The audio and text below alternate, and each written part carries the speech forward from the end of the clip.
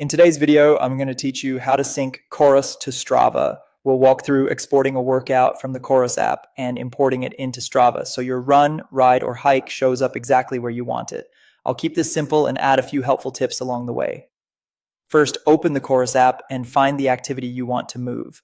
This is usually in your workout history or activity list. Tap to open that activity so you can see the full details.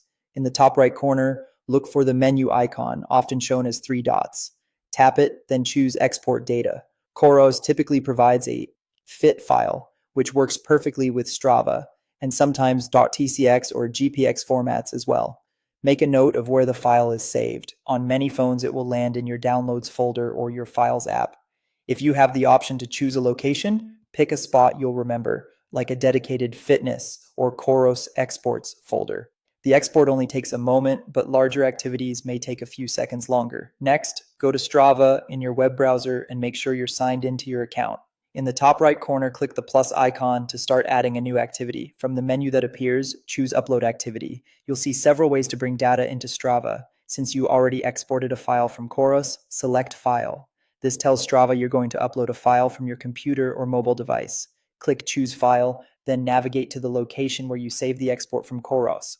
Select the .fit, .tcx, or .gpx file for the activity you just exported. Strava will begin processing right away.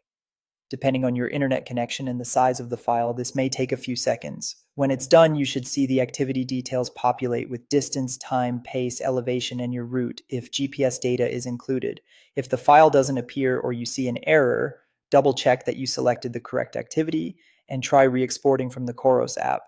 It also helps to confirm you're not attempting to upload a file that's already in Strava, since duplicates may be blocked. That's all there is to it. You export the workout from the COROS app, head to Strava, use the plus icon to upload an activity, choose File, and select the export you just created. With that workflow, you can bring any COROS activity into Strava quickly and reliably.